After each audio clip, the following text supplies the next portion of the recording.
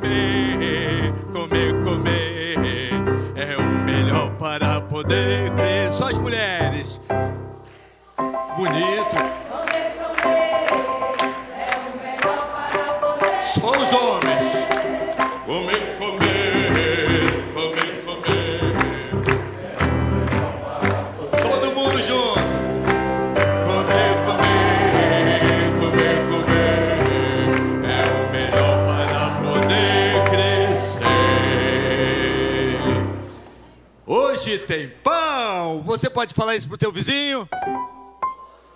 Não, não, não é isso não, não é isso não. Você falou muito murcho, esse pão tá dormido. Hoje tem pão. Que tristeza, é assim. Hoje tem pão. Aí, hoje tem pão. E o meu objetivo aqui é difundir a cultura do pão, a cultura internacional do pão. Eu sou o embaixador do pão. E a nossa família, desde o primeiro pão que foi feito no Jardim do Éden, o pão do paraíso, a nossa família vem se revezando. A cada geração, um é responsável por manter toda a cultura do pão. Você sabia que todos os pães que você vir na sua vida foram criados por ancestrais nossos? Os nossos ancestrais criaram as receitas, criaram os pães. E isso é tão tremendo que não dá nem para explicar. E cada vez que um ancestral fica envelhecido, ele escolhe o mais indicado da família e passa o legado. E agora esse, durante toda a sua vida, vai manter acesa essa cultura. E chegou a minha vez. Depois de tantos anos, milhares e milhares de anos, chegou a minha vez. Só que eu, como um jovem, há mais tempo, estou na época da tecnologia. Então pensei, como eu posso usar os métodos, os recursos de hoje para difundir essa cultura do pão? Ah, queridos, fui para a internet, comecei a fazer podcast do pão, e as pessoas começaram a conversar sobre, a coisa viralizou, fiz propagandas, virou uma coisa, uma febre. Então, quando eu assumi a nossa padaria, o legado da família, eu pensei, as pessoas começaram a saber das histórias do pão. Então não é justo que elas só ouçam. Eu fiz um anexo. Anexo é um puxadinho de rico. É uma parte que você faz melhor. Fiz um anexo para ser a sala de histórias. Então você vai lá, tem o retrato do nosso ancestral, a história daquele pão e a foto do pão. Você sabia que o pão francês não foi criado por um francês? Foi criado por um cidadão de Aracaju? Pois é, esse tio-avô era muito, muito namorador. Galanteador, como todo rapaz de Aracaju, tem uma coisa natural. Você vê, estava vendo nos anúncios aquele rapaz moicano, com charme natural. Aquele rapaz deve ser disputado demais pelas moças da igreja. Ele deve ser disputado. É um charme, ele é a cara de Aracaju. É um charme natural. E esse meu tio, onde ele chegava, no Brasil, as moças se encantavam com ele. Eu não sei porquê. É uma coisa que tem nos rapazes de Aracaju. E aí, ele foi dar uma volta na França. Como é comum dos jovens de Aracaju, quando não tem nada para fazer, dão um pulinho na Europa, vão passear. É normal isso, não é verdade? E aí, ele foi lá na casa do tio João Cláudio. O tio João Cláudio era pedreiro, trabalhava com andaime. E ele ficou muito conhecido, João Cláudio do andaime. Então, e ele, quando foi para a França, ele assumiu essa questão da padaria. E tinha uma padaria muito conhecida. E o tio foi para lá caminhar, passear, e ele viu uma moça encantadora. A moça olhou para ele e se derreteu toda, porque é só olhar. As pessoas do restante do Brasil têm que gastar uma saliva, têm que tentar. O rapaz de Aracaju, ele só olha. Ele tem um olhar misturado de arara com caju, que ele olha para o lado, e as moças se derretem. É incrível. E ele olhou, e aquela moça fez, ui, tremia. E ela se apaixonou por ele. E ele deu a mão para ela, e eles passearam na praça. Naquela época não tinha essa coisa que tem hoje, essa pouca vergonha. E ele deu uma volta com ela de mão dadas pela praça e deu um beijinho, selinho.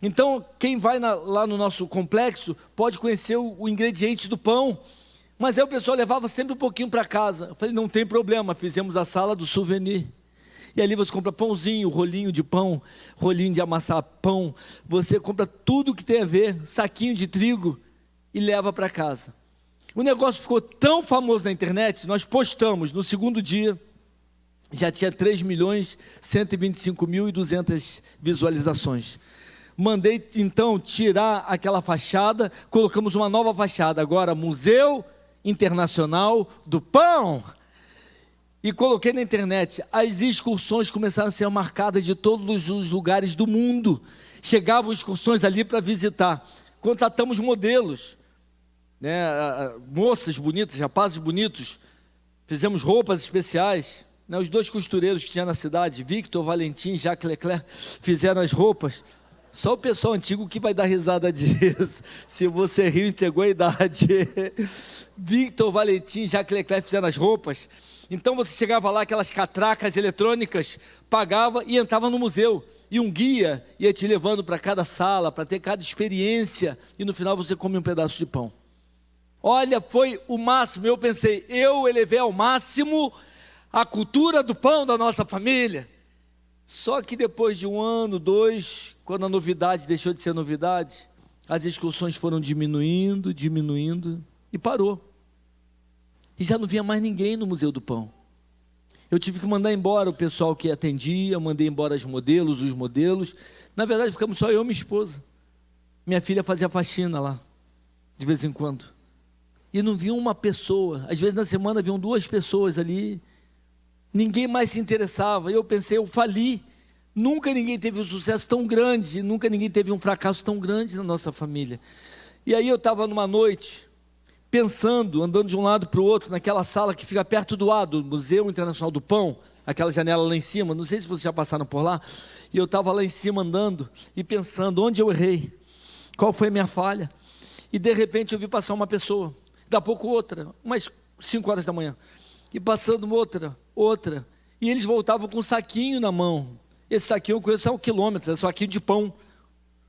Falei, como assim? Quem teve a petulância de abrir uma padaria na rua do Museu Internacional do Pão? No outro dia me vesti de pobre e fui atrás deles. Quando cheguei na penúltima propriedade da rua, era uma padariazinha de 2 portinholas. E eu pensei, eu vou chegar lá, vou esculhambar com eles não têm esse direito. Só que quando eu cheguei perto, querido, estava sendo uma fornada de pão. E aquele cheiro do pão fresco me arrebatou. Eu entrei e comprei 10 pãezinhos. E quando eu saí, eu falei, o que eu fiz? Quando eu entrei no museu, Deus falou no meu coração de maneira muito clara. O problema é que o Museu Internacional do Pão tem a história do pão, tem foto do pão, tem forno que faz pão, tem mantimento do pão, tem tudo do pão, mas não tem pão. A casa do pão não produz mais pão. Quando tomei ciência disso, eu corri na sala dos mantimentos, peguei trigo, peguei os mantimentos, que eu tenho todos de cabeça, as receitas são passadas de pai para filho, verbalmente, fiz uma fornada e coloquei, liguei o forno, eles estavam todos desligados. Quando eu liguei o forno, esquentou, coloquei lá, antes de ficar pronta a primeira fornada, já tinha uma fila, que foi atraída pelo cheiro do pão. Agora tinha pão na casa do pão. A Bíblia diz, no tempo em que os juízes julgavam, houve fome na terra. Então um homem de Belém, chamado Elimeleque, partiu para Moabe, com sua esposa e seus 2 filhos, para peregrinar em Moabe por algum tempo. O nome desse homem era Elimeleque, o nome da sua esposa Noemi, e os nomes dos seus filhos Malom e Quilion. E partiu para Moabe, para permanecer poucos dias.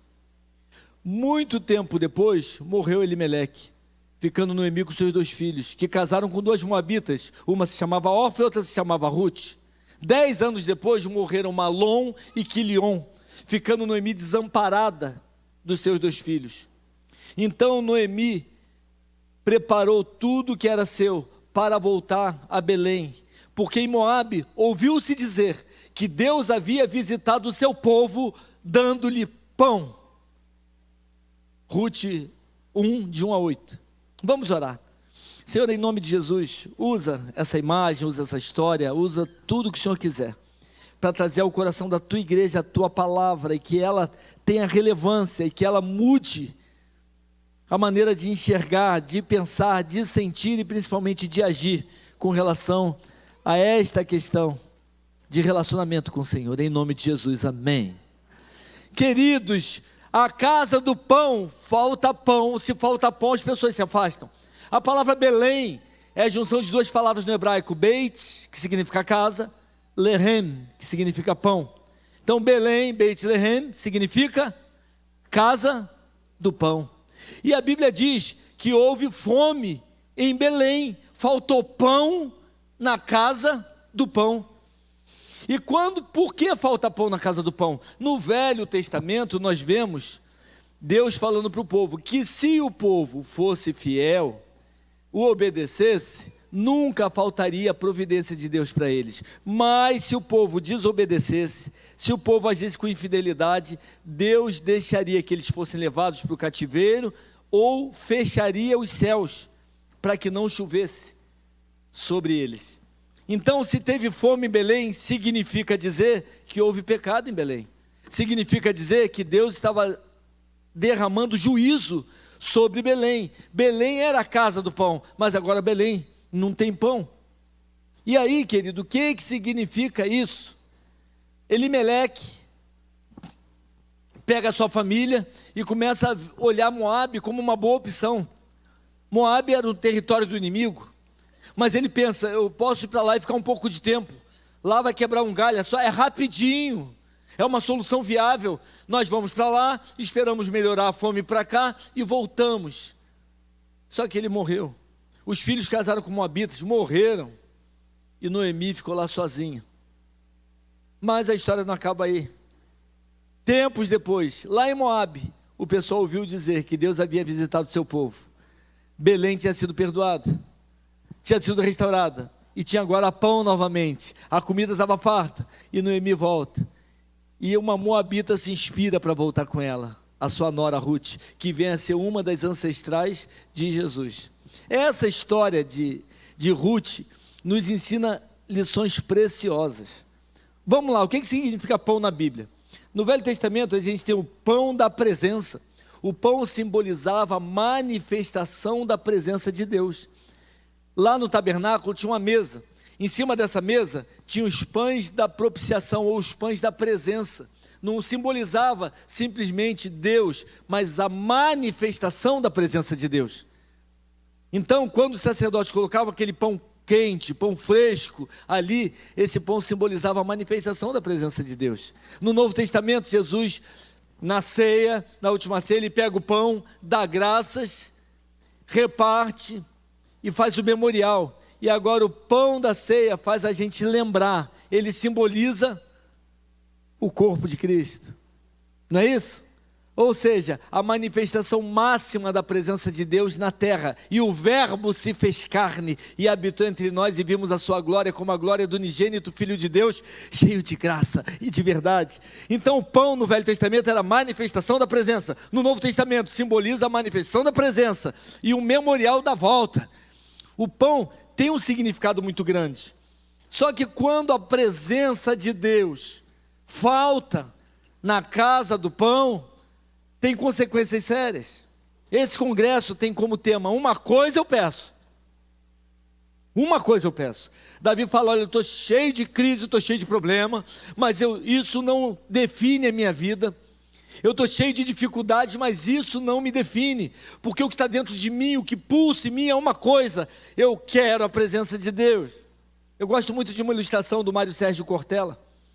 Ele está vindo para um congresso, e ele atrasou no trânsito, ele está agora já atrasado, ele entra na faculdade, o auditório está cheio, e ele vem andando rápido, ele estava bem atrasado, quando ele vai entrar naquele auditório, está saindo um rapaz apressado, e o rapaz bate nele, e ele está com um copo de café na mão, e o copo derrama na roupa dele, e ele ia entrar, a pessoa, que furo, o palestrante chega, o rapaz dá uma trombada, o desastrado, e a pessoa, aí ele volta, vai no banheiro, pega guardanapo só para tirar, que queimou também, né? O excesso, vem com a roupa manchada, e ele entrou. Ele fala para eles, boa noite, É um prazer estar aqui com vocês. Eu quero começar essa palestra falando do incidente que aconteceu aqui à porta, que todos viram, onde foi derramado café na minha blusa. Dá para ver? E o pessoal, né, com aquela apreensão, ele falou: a minha pergunta é, por que derramou café na minha blusa? Aí a pessoa falou: porque o senhor tomou uma tombada. Ele falou: não foi por isso. A outra falou: porque o rapaz estava apressado. Ele falou: não foi por isso também. Porque o senhor estava atrasado. Não foi por isso também.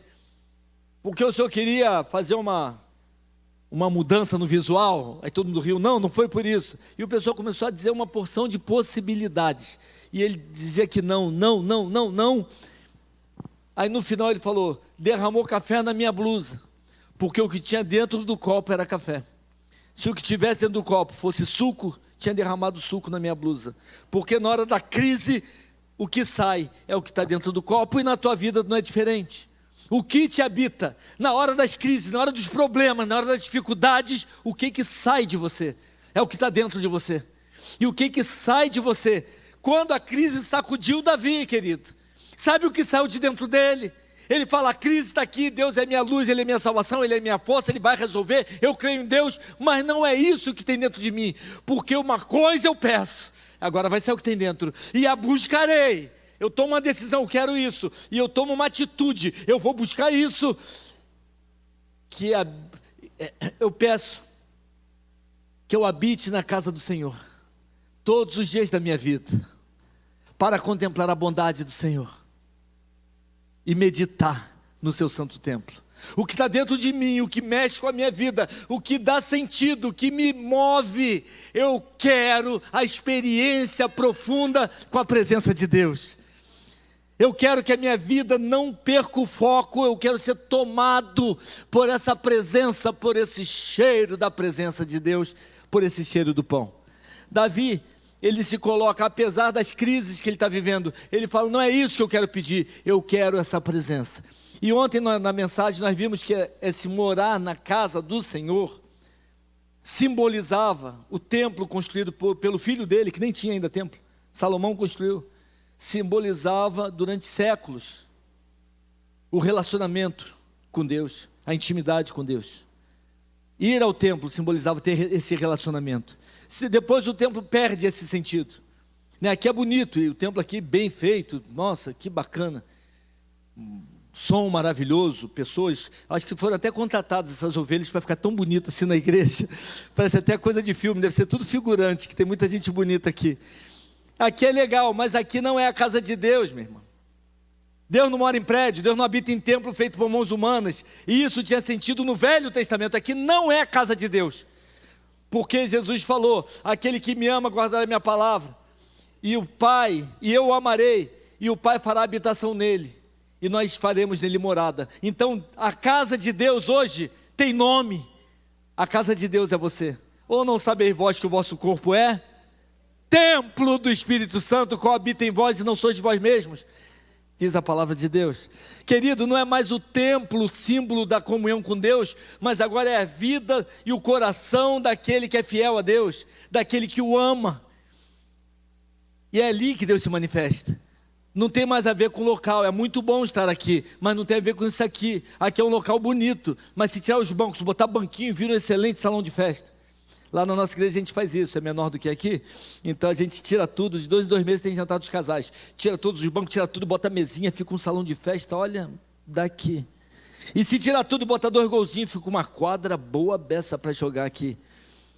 E lá em São Paulo, uma das igrejas é chamada de Centro de Convenções do Morumbi. Eles tiram tudo, é uma quadra. Durante a semana usa para eventos, usa para tudo, domingo bota, virou o templo. Porque o templo não é mais casa de Deus, a casa de Deus é o templo do Espírito Santo. Quem é esse templo? Somos nós, você é o templo. A presença de Deus, o viver na presença de Deus é ter essa comunhão, essa comunhão com Ele, essa intimidade. E Davi fala: eu quero essa intimidade. O que me sacudiu, saiu o quê? O desejo da intimidade com Deus. E aí a gente vê que lá em Ruth, essa intimidade com Deus que o povo tinha que ter, o povo perdeu. E quando não tem a presença de Deus na nossa vida, quando não tem pão na casa do pão, o que acontece? E a gente vê nesse texto as coisas lamentáveis que acontecem quando não tem pão na casa do pão. A primeira coisa, Moabe se torna uma opção sedutora, uma boa opção temporária. A gente começa a olhar para as opções que o inimigo dá e fala, por um tempo a gente vai fazer dessa maneira. É contrário à vontade de Deus. O território do inimigo, as opções que o inimigo oferece, são para matar, roubar e destruir. Nunca o inimigo quer trazer o bem para a tua vida. Mas quando a gente está no meio de um problema, a gente acaba considerando a possibilidade de flertar com o inimigo. Por exemplo, quando alguém está querendo namorar. Isso aí está no congresso de jovens. A pessoa quer namorar, a pessoa quer ter a sua vida completa nessa área e não está acontecendo. Qual é o comum? Olhar para Moabe. A gente olha para fora, na balada, tem um montão de gente de pista, falando, vem em mim, tô facinho. E aí você é aquela pessoa que aparece no serviço, aquela pessoa que aparece na escola, toda se querendo e toda se pondo à disposição. E você pensa, não julgo igual, no compromisso com Deus eu não tenho quase ninguém. Na igreja não tem ninguém. Olha quanta gente. Mas na igreja não tem ninguém, porque eu estou olhando para Moabe. E aí, essa opção que Moabe te dá, que o inimigo dá, passa a ser uma opção. E você vai sendo seduzido. E você acaba agindo de maneira diferente do que Deus planejou. E a consequência vem. Quando não tem a presença de Deus se manifestando na tua vida, as coisas que não são de Deus passam a ser muito mais atrativas. Você passa a enxergar as coisas que não são de Deus com mais apetite. Quando não há a presença de Deus no casamento, o casal começou a deixar de desgastar a coisa principal, a comunhão com Deus. Casamento é um triângulo, quanto mais esse se aproxima de Deus e esse se aproxima de Deus, mais eles se aproximam um do outro. Mas aqui, cada um está vendo a sua vida e tão distante. E aí cada um começa a olhar o defeito do outro. E aí no trabalho sempre vai aparecer alguém que o inimigo coloca. E essa pessoa está sempre bem vestida, é claro, foi trabalhar. Eu ouço isso a beça, irmãos, eu trato de casais desde 97. Foi quando eu terminei a especialização de terapia de família. E comecei a tratar de casais. Mas, como eu ouço isso? Chega em casa e a mulher não está arrumada, está lá cuidando de roupa, está lá cuidando... Mas, puxa, a pessoa lá do trabalho está sempre bonita. Eu falei, claro, ela foi trabalhar, vai na casa dela para ver se ela também não está sem aquela maquiagem, sem aquela produção, para você ver como é que fica. Porque Moabe, o inimigo apresenta e você acredita, e você vai iludido, o inimigo vai te puxando. As opções de Moabe se tornam uma boa opção para aquele que é de Deus, mas Deus já não me satisfaz, então vou me satisfazer de outro jeito. Outra coisa que acontece quando não há pão na casa do pão. Moabe se transforma, seria por pouco tempo, mas se transforma num cativeiro por muitos anos. A pessoa pensa, é rapidinho, mas Elimeleque ficou em Moabe por muito tempo. Ele ficou preso ali. Ele pensa, é rapidinho, mas ele não consegue mais sair com a família. Moabe se torna uma prisão. Talvez você esteja vivendo alguma prisão. Algumas prisões que prendem o povo de Deus hoje. Homens, pornografia. Quantos, não precisa levantar a mão não, mas quantos homens aqui na igreja hoje têm esse vício de pornografia? E não consegue largar esse vício de pornografia. E pensa, ninguém sabe. A Bíblia diz que nós estamos cercados por uma tão grande nuvem de testemunhas. Os demônios todos sabem. Os anjos do Senhor sabem. E com o tempo o inimigo vai te revelar. Porque o inimigo não deixa o pecado oculto, ele quer te expor. Quantos homens, e eu estou dizendo isso porque eu tenho pregado para homens nas igrejas, e pregado para homens, grupos de homens, e a gente faz roda de conversa, e um montão de gente vem falar que está preso na pornografia. Era só uma olhadinha, era só de vez em quando, e foi aumentando e não consegue mais deixar. Quantos estão presos em jogo? Hoje voltou o vício do jogo, por causa das bets, das odds, e quanta gente está viciado em jogo. Tem gente buscando tratamento para se livrar do impulso da prisão do jogo. Quanta gente está preso em comportamentos outros que estão fora da vontade de Deus. Moabe bota como uma opção, uma permissão, mas prende. E depois Moabe mata. Ele fica lá muito tempo. E a Bíblia diz que morreu Elimeleque. Quando não há pão na casa do pão, Moabe te seduz, te prende e mata os projetos de Deus para hoje. Morreu Elimeleque. Irmãos, o lugar mais precioso, que tem mais riquezas, que tem mais tesouros enterrados, se chama cemitério. Muitos projetos de Deus, muitas coisas que Deus planejou para serem vividas, morreram e foram enterradas. Porque as pessoas não viveram o que Deus queria. Porque o inimigo conseguiu, com a falta da presença de Deus, matar os projetos de Deus. Moabe mata esses projetos. Elimeleque morreu. E como se não fosse o suficiente, Moabe mata os projetos futuros. Os filhos são os projetos futuros. Mas morreu Malom e morreu Quilion. Os dois morreram também. 10 anos depois. Eles casaram e morreram. Porque o inimigo ele vai matando o que Deus quer fazer aqui e mais na frente. O legado que ficou nos filhos vai continuar. Mas a presença de Deus não pode se manifestar ali. Moabe quer parar o que Deus tem para fazer. E morre o teu futuro. Quanta gente tinha projetos e viu os projetos morrerem? Quanta gente tinha planos, planejava uma porção de coisa, isso foi enterrado. Quando a presença de Deus se manifesta, Ele traz futuro e traz esperança. Jeremias 29:11, porque eu bem sei os planos que tenho para vós, planos de paz e não de mal, para vos dar um futuro e uma esperança. Deus é o Deus do projeto, Deus é o Deus da realização, mas Moabe cria uma mentalidade, é o Zeitgeist, é o espírito da época, e afunda os projetos. As pessoas falam, não dá mesmo não, deixa para lá. Porque Moabe quer matar os teus projetos. Quando não tem pão na casa do pão, não há um coração que esperança, que está disposto a esperançar. Não é esperar, é esperançar. É esperar com atitude. E os projetos morrem. Quando não há pão na casa do pão, é gerado desamparo e tristeza. Ruth agora está sem os filhos, está sem nada, está desamparada, está triste, está mal. Esse é o projeto do inimigo para a vida da igreja, para a vida de todas as pessoas. Atrair, prender, matar e destruindo e causar tristeza e desesperança. E quanta gente larga o remo e fala, já era. Eu vou deixar a vida me levar. Vida leva eu. Tem gente que está vivendo essa teologia do Zeca Pagodinho. Deixa a vida me levar. Mas, queridos, se parasse aí o texto, ia ser muito ruim. Só que o texto diz assim, em Moabe ouviu-se dizer que Deus havia visitado o seu povo dando-lhe pão. A presença voltou, a bênção voltou, a glória voltou, o relacionamento voltou.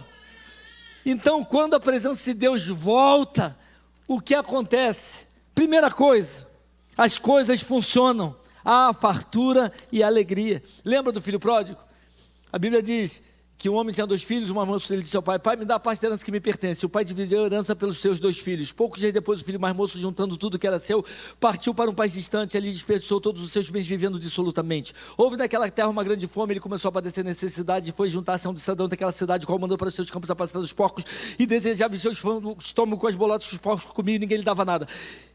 E caindo em si, disse, quando os trabalhadores do meu pai têm abundância de pão, e eu aqui pereço de fome, fala sério, levantar-me-ei, irei ter com meu pai, e lhe direi, pai, pequei contra o céu, perante ti, já não sou digno de ser chamado seu filho, me torna apenas como um dos seus trabalhadores diaristas. E levantando-se, partiu.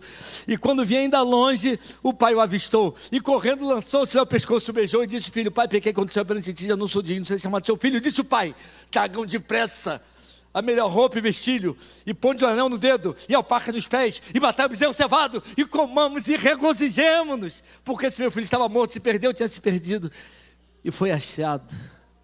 Estava morto e reviveu, tinha se perdido, foi achado, e começaram a festejar. Irmãos, o final da história, para quando a presença de Deus nos alcança, é a fartura e a alegria, cabe festa. Tem uma cantata que fala assim: a vida vou viver, tchubidua. A vida vou viver, talalala. A vida vou viver, vejam só. A vida vou viver, num forró. Lá na casa do meu pai, ele faz os planos, mas agora vou mostrar que eu sou soberano. Aí vem um pedação da música e no final ele fala: hoje é que sou feliz, sou o dono do meu nariz. Meu nariz.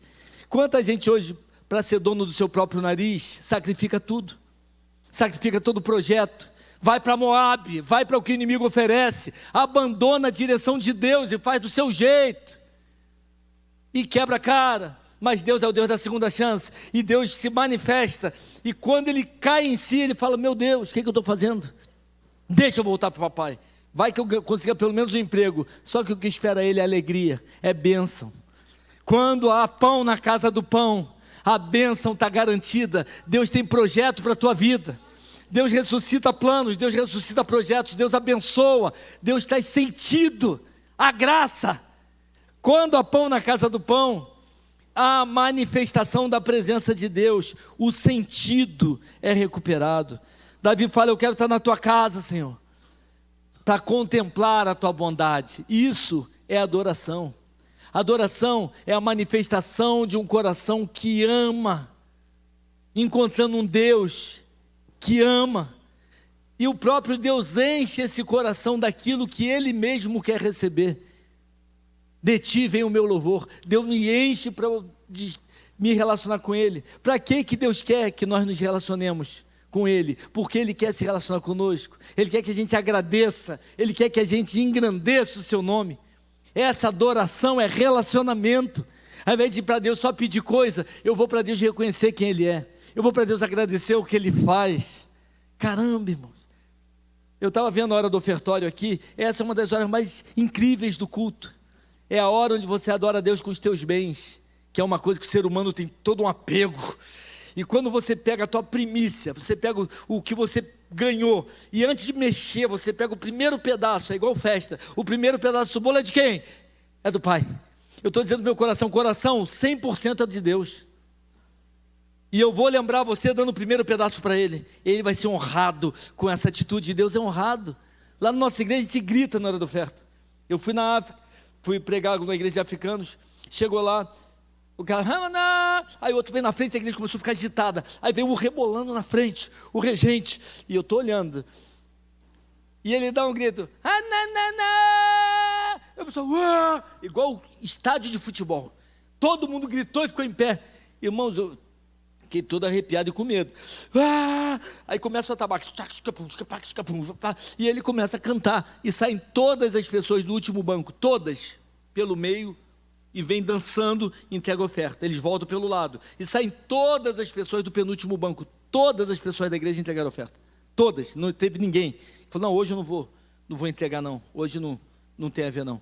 Todos entregaram, todos, e eles vinham, e quando chegava perto do gasofilácio, eles dançavam, e entregavam a oferta. Eles viram a senhora magrinha, parecia uma bem velhinha, parecia aquela zebrinha que você aperta, ela faz assim, ela faz assim, ela foi quebrando, deu a ofertinha dela e saiu. Eu falei: meu Deus, que alegria é essa? Mas foi o máximo.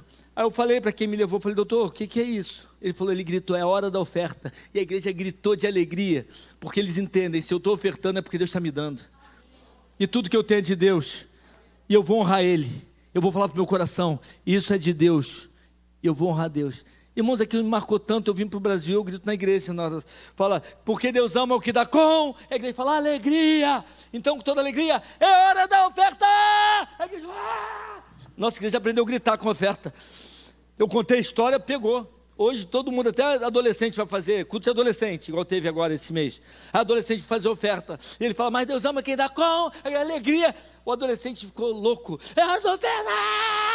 A igreja, o pessoal grita para ofertar de alegria. Sabe por quê? É adoração. É dizer, o Senhor é o dono, inclusive do meu dinheiro. Todo, 90% eu vou administrar, 10% eu devolvo, como um regulador do meu coração, como o primeiro pedaço do bolo. A adoração é você dar algo para Deus, é você dizer algo para Deus, é você abençoar com a bênção que você recebeu. É Deus, colocar Deus no lugar dele. Davi fala, eu quero estar na casa do Senhor, não só para ser um refúgio para mim, mas para eu poder adorar, para eu declarar da bondade dele, para eu falar de quem ele é, para eu agradecer. Irmãos, a adoração é uma expressão da presença de Deus. Quando há pão na casa do pão, a adoração está presente, a manifestação, o mundo é impactado por isso.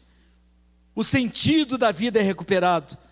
Terceira coisa, quando há pão na casa do pão, o mundo é impactado pela notícia. Lá em Moabe, lá no cativeiro, a notícia chegou lá. Ih, rapaz, lá em Belém o negócio está bom, hein? Lá está chovendo, está com colheita, o pessoal está numa fartura danada. Olha, Deus está abençoando eles. Quando há pão na casa do pão, a notícia vai longe. O cheiro do pão, o cheiro da presença se alastra, a tua vida passa a trazer para as pessoas esperança. Quando há pão na casa do pão, o que você vive é uma mensagem que é impossível as pessoas não verem e não ouvirem, porque a presença de Deus muda a história da vida da gente. Quando há pão na casa do pão, quem saiu por causa da escassez é movido a voltar. Noemi agora vai voltar. Ela saiu pelo problema, mas ela está voltando pela presença. O que isso tem a ver com você? Talvez você tenha se afastado da presença. Talvez alguns aqui estejam perdidos dentro da casa do Pai. Estão presos numa religiosidade vazia. O que é religiosidade? É tudo aquilo que a gente faz para Deus sem ter comunhão com Deus. É tudo que a gente faz para Deus que Deus não pediu daquele jeito. É tudo que a gente faz para Deus sem ser de coração. É tudo que a gente faz para Deus sem a presença de Deus movendo. É a falta do mover de Deus. Em Isaías, Deus fala assim, olha, para que eu não aguento mais vocês são chatos pra caramba. Eu não aguento mais o estrépito das vossas vozes, os vossos sacrifícios, as vossas festas de luas novas. Eu não suporto mais, eu tenho nojo. Irmãos, o povo está fazendo os cultos que Deus pediu. Tudo certinho, mas o coração está longe de Deus. Quando o coração está longe, você está fazendo, isso é religiosidade. E essa religiosidade, Deus fala, eu tenho nojo disso. Eu não aceito o que você está me oferecendo. Não há adoração, não há esse desejo do Davi. Eu quero te agradar, eu quero contemplar, eu quero declarar, eu quero que a tua presença se manifeste na minha vida. Ser igreja é ser o povo onde Deus manifesta a sua presença. Eu falei um versículo na sexta-feira, eu queria falar hoje com toda a igreja. Eu vou pedir para você repetir, a falar a mesma coisa que eu estou falando, se possível no mesmo tom. Amém? O pessoal da galeria consegue repetir? Amém? Não consegue, o pessoal da galeria, sabia que da galeria não consegue repetir. O pessoal da galeria consegue repetir, amém? Ah, melhorou agora. Aquele lado ali está com mais dificuldades. Deus abençoe aquele lado ali, Deus. Aquele lado ali consegue repetir, amém? Ainda está com um pouquinho, Senhor, continua a libertação, Senhor, na cabeça deles. Então vamos lá, igreja. Ora, aquele que é poderoso para fazer tudo, muito, mais, abundantemente e além daquilo que pedimos ou pensamos, segundo o seu poder, que em nós opera, a Ele glória. Irmãos, Ele é poderoso, Ele pode fazer tudo muito mais abundantemente além do que nós pedimos, do que nós pensamos. Ele é poderoso, mas esse poder opera através de nós. Seu poder que em nós opera. Essa manifestação de Deus na tua vida vai impactar o mundo. Igreja é esse povo através de quem Deus se manifesta na terra. É o reino em nós, Cristo em vós, esperança da glória. Quando há pão na casa do pão, quem saiu, volta pela presença. E os planos de Deus são restaurados. Amém. E Jesus aparece na nossa história. Davi fala, eu quero estar na tua presença, não só para ter sossego e proteção. Eu quero estar na tua presença para ter relacionamento. Meu amado, você hoje é o templo do Espírito Santo, amém? Hoje você é a igreja do Senhor. Hoje o Senhor se manifesta na tua vida, não é mais em Belém, não é no templo, é em você. Se você o adora em espírito e em verdade, se você quer viver essa presença, se você não quer ser só um frequentador de igreja do domingo de manhã, mas você quer ver restaurado na tua vida essa experiência com a presença de Deus, e Deus contagiando pessoas através de você, Deus vai acender o teu forno. Na peça que você viu, o padeiro tinha os fornos todos apagados, estavam lá, mas estava tudo apagado. E talvez hoje aqui na igreja tenha muito forno apagado. O forno é teu coração. É na tua vida que Deus vai manifestar a presença dele, a manifestação da presença de Deus. Estamos comparando ao pão. Você é essa padaria ambulante. Você é essa pessoa que Deus manifesta a presença, e a presença de Deus é sentida, é percebida, e você compartilha, e você ora e vê resultado, e você serve e as pessoas são impactadas, e você ama, e você compartilha as verdades, e você vai contagiando, porque a tua vida vai ganhando cada vez mais sentido, porque essa coisa tua com Deus gera algo entre você e o próximo. Quer ver uma coisa que talvez vai chocar alguns, e tem gente que vai para casa e nunca vai concordar comigo? Você veio aqui hoje por causa de quem? É uma pergunta. Você veio aqui hoje por causa de quem? A pessoa nem sabe por que veio. Meu Deus, está pior do que eu pensava. Jesus. Você veio hoje ao templo por causa de quem? Hã? A pessoa falou de Deus, de Jesus, tá jóia, Jesus também. Jesus é Deus. Olha que coisa legal. Mas Deus habita no templo? Deus, você veio aqui por causa de Deus, Deus habita aqui? Não. Ih, irmão, então Deus zebra. Aí Jesus fala lá em João 13:34, na linguagem da Bíblia Viva Antiga: um novo mandamento eu dou para vocês, que vocês se amem tanto uns aos outros, assim como eu amo vocês, e este profundo amor que vocês tiverem uns pelos outros, provará ao mundo que vocês são meus discípulos. Será que você está desconfiando por que você veio aqui? Parece esquisito, mas você veio aqui por causa do irmão. Não foi por causa de Deus. Deus não mora aqui. Inclusive ele falou: se quiser me achar no secreto, você me busca e me acha. Então você não veio aqui para buscar Deus, você veio aqui para achar o irmão, porque você serve a Deus servindo ao próximo, e Deus te serve através do próximo. É nessa dinâmica que a gente cresce, no qual todo o corpo bem ajustado e ligado pelo auxílio de todas as juntas, segundo a justa operação de cada parte, faz o aumento do corpo para a sua edificação em amor. Efésios 4:16. Ou seja, a gente está aqui para, junto com o irmão, a gente adorar como igreja. A gente está aqui para, junto com o irmão, a gente celebrar a palavra. A gente está aqui para amar o irmão, para servir com o nosso dom. Você veio aqui por causa do irmão. Prioritariamente a igreja existe por causa do irmão. Você sabia disso? E esse corpo bem ajustado, que um ama o outro, é esse amor que prova que você é discípulo. Não é prestar culto, não é pregar, é o amor em prática, um pelo outro, que prova ao mundo que nós somos discípulos de Jesus. Olha que paradigma que a gente quebra com isso. Ou seja, meu amado, a presença de Deus na tua vida abençoa a vida de quem está com você. Noemi volta, e Ruth fala: onde quer que tu fores, irei, onde quer que andares, andarei, onde quer que pousares, pousarei eu. O teu povo será o meu povo, o teu Deus será o meu Deus. Que Deus me faça uma coisa e outro tanto, se alguma coisa que não seja a morte me separar de ti. É ruim que eu te largo, mulher. Tu tem Deus aí? Eu quero esse Deus que está contigo. Essa presença na tua vida encheu minha vida, e eu vou contigo aonde você for. Irmão, Deus quer que você seja uma pessoa tão cheia da presença dele, que atrai as pessoas atrás de você, que as pessoas do trabalho sejam impactadas, da família, que as coisas mudem, porque quando há pão, na casa do pão, a adoração acontece, e aí você, sendo esse templo, você vai viver nessa comunhão que Davi falou: eu quero estar contigo, para sempre na tua casa. E Deus fala: então tá bom, que você que vai ser minha casa, vamos ficar para sempre juntos, e eu vou te contemplar toda a tua beleza, toda a tua bondade e a tua santidade, e eu vou te adorar, e eu vou agradecer, e vai ser tremendo, Senhor, e isso vai gerar através da minha vida impacto em quem está perto de mim. Ruth foi impactada. A Moabita vem com ela. A Moabita casa. A Moabita tem filhos. A Moabita agora, um dos seus descendentes é Jesus de Nazaré, o nosso Salvador. Amém? Terminando a mensagem, eu falei para você no começo: hoje tem pão. Hoje tem pão na casa do pão. Deus hoje quer acender corações que estavam apagados, estavam desligados. Deus hoje quer limpar o coração que não estava cheio de farelo. Deus quer limpar e acender. Deus quer de verdade produzir a manifestação da sua presença na tua vida.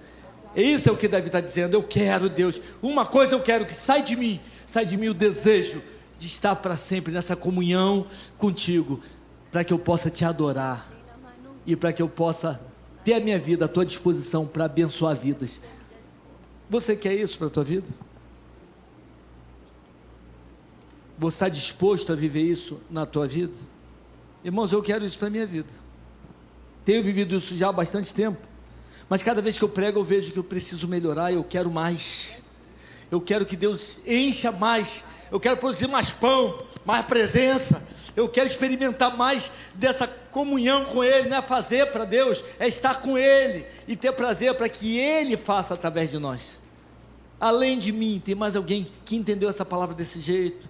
Você quer falar: Deus, eu quero isso, eu quero uma mudança, Deus, eu não quero ser um figurante, eu quero ser um forno aceso, eu quero que o Senhor use a minha vida, a minha oração, a minha atitude, para abençoar alguém, porque eu quero viver essa experiência da Tua presença na minha vida. Se além de mim mais alguém quer dizer isso para Deus: Deus, eu quero isso, entendi e falo sim à Tua palavra. Se coloque em pé onde você está, que eu quero orar por você. Não fique em pé se você não entendeu a mensagem. Se você entendeu e Deus precisa mudar a tua vida, eu quero orar por você.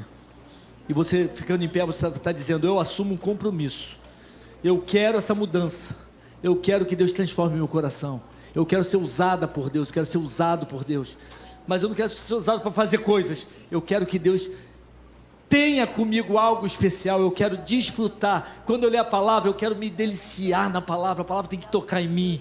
Eu quero adorar sozinho em casa, no carro, não só no templo aqui com o pessoal tocando. Eu quero ter motivo de adoração, falar bem de Deus, agradecer a Deus. E isso na minha vida, sem eu fazer força, vai contaminar, contagiar quem está perto de mim, igual a Ruth foi contagiada. Quando há pão na casa do pão, minha vida é mudada. Mas quando há pão na casa do pão, quem chega perto de mim é mudado também. É isso que Deus vai fazer com você, meu irmão. É isso que Deus vai fazer com você, em nome de Jesus. Quem está perto de você vai ser fisgado sem você fazer nada. A presença de Deus vai atrair. O cheiro da presença vai atrair. Ô, coisa boa. Vamos orar? Deus, quanta gente em pé. A Tua palavra nos alcançou hoje, Pai. Muito obrigado por isso. Senhor, eu desejo viver essa palavra todos os dias da minha vida, igual o Davi falou. Eu desejo viver isso todos os dias. E a Tua filha que está em pé está dizendo isso também junto comigo. Eu desejo viver isso, Senhor. O Teu filho que está em pé está dizendo: Deus, eu desejo viver isso. Eu quero que a Tua presença seja tão grande na minha vida, que Moabe não me atraia, que eu não queira flertar com o que o inimigo oferece, nem por um pouquinho de tempo.